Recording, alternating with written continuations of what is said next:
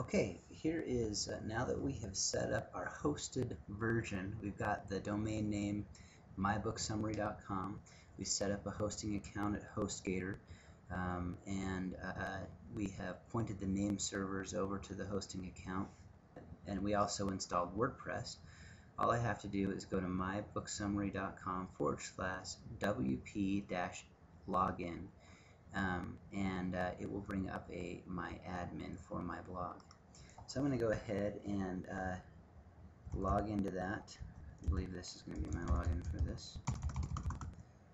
I have so many that I have to remember them. Actually, I just remember this is going to be it.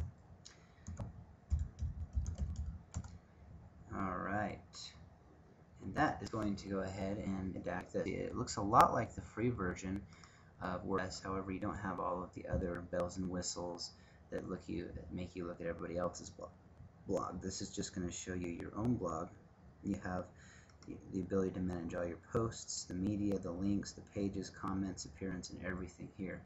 There are actually several more options you have on this version of WordPress because you actually own it, and you can update. Actually, what I do is make sure before you even get started, go ahead and upgrade to the latest version of WordPress. So I'm going to go ahead and automatically upgrade, and that way I'm making sure that I have the latest version before I get too far down the road here with setting up this blog. Alright, now I'm in here. I have one post just automatically defaults to a Hello World post.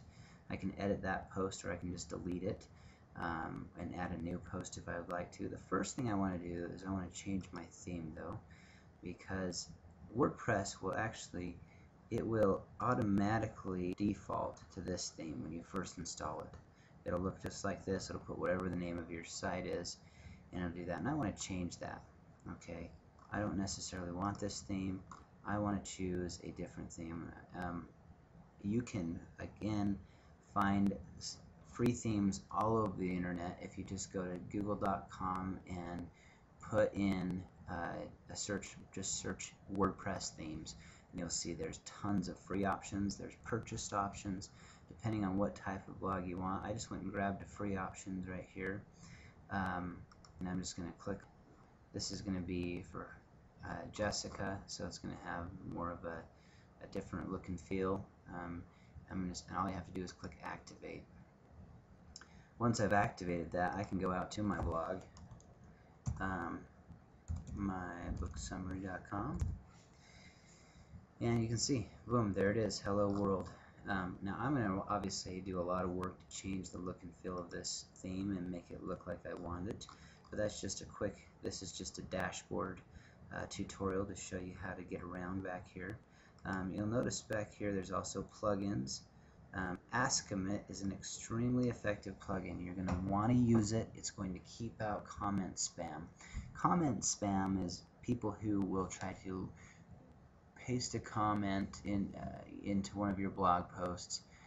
It's usually just a robot or a program on the internet that's just going out looking for blogs and putting a link in their blog, in their comments, so they try to get links back to their site. You want to just totally get rid of those, and in this case I don't have this activated yet because I'm going to need to put in my API key.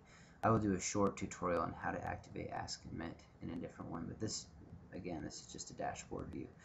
Okay, there's my plugins. I also have settings. One of the first things you're also going to want to do is go to reading, and you're going to decide what the front page is going to display here. I can choose a static page. I can create a page that the front page is always going to display, and I just modify that as my home page and have a different page post all my latest posts, or I can just have all my latest posts be on the first page. If I click on my general here, I have my title, my tagline, the email address I'm using. I can change all of that information. Permalinks, this is an extremely important one you want to look at. Right now it's just going to default to this mybooksummary.com / and some code here. That is not going to be good for optimizing your blog. You're going to want to change that to probably month and name or day and name, so that when you put a blog post, it's going to say something like mybooksummary.com, here's the date, and then the name of my post right there. And that way I can make, in the name of my post, I can use the keywords I'm going after, and it's going to be included in the URL, and Google's going to pick up on that post a lot easier. Several other things we'll be showing you over time on how to use back here, but again, this is just a dashboard view. Show you your way around your new blog, and you can see there are many options back here, and we'll be going through and using these as it's relevant in each tutorial. But get yourself familiar with this. If you're hosting your own blog, you'll spend quite a bit of time back here. So I appreciate it, and that should be the end of this tutorial.